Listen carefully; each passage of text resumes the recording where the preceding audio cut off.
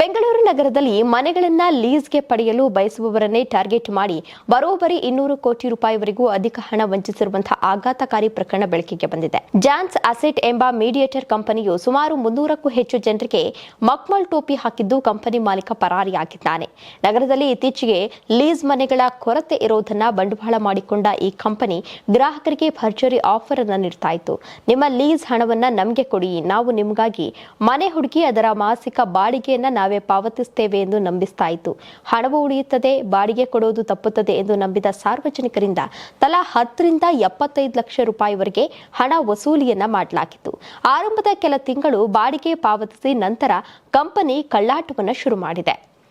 ಗಾಯತ್ರಿ ಎಂಬ ಸಂತ್ರಸ್ತೆ ತಮಗೆ ಆದ ವಂಚನೆ ಬಗ್ಗೆ ಮಾಹಿತಿ ನೀಡಿದ್ದು ಅವರಿಂದಲೇ 37 ಲಕ್ಷ ರೂಪಾಯಿ ಲೂಟಿ ಮಾಡಲಾಗಿದೆ ಎಂದು ಆರೋಪಿಸಲಾಗಿದೆ.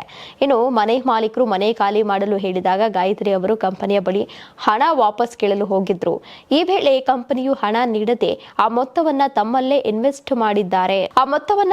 ಇನ್ವೆಸ್ಟ್ ಮಾಡಿದ್ರೆ ತಿಂಗಳಿಗೆ 40% ಬಡ್ಡಿ ನೀಡುವುದಾಗಿ ಆಸೆ ತೋರಿಸಿತು. ಇದನ್ನ ನಂಬಿ ಇನ್ವೆಸ್ಟ್ಮೆಂಟ್ ಆಗಿ ಬದಲಾಯಿಸಿಕೊಂಡ ಗಾಯತ್ರಿಗೆ ಕೇವಲ 2 ತಿಂಗಳು ಹಣ ನೀಡಿ ಆಮೇಲೆ ಕಂಪನಿ ಕೊಟ್ಟಿದೆ. ಸದ್ಯ ಕಂಪನಿಯನ್ನ ಕ್ಲೋಸ್ ಮಾಡಿ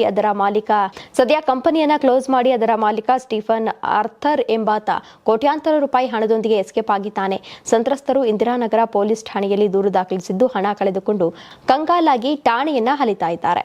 ನೀವು ಸಣ್ಣ ಆಗ್ಬೇಕಲ್ವಾ? ಅದು ಒಂದು ಉತ್ತಮ ಆಹಾರದಿಂದ ಸಣ್ಣ ಆಗ್ಬೇಕಲ್ವಾ? ಪ್ರತಿದಿನ ನಮ್ಮ ಜೀನಿ ಸ್ಲಿಮ್ ನ ಯೂಸ್ ಮಾಡಿ ಯಾವುದೇ ಸೈಡ್ ಎಫೆಕ್ಟ್ ಇಲ್ದಂಗೆ ನೀವು ಸಣ್ಣ ಆಗ್ತೀರಾ.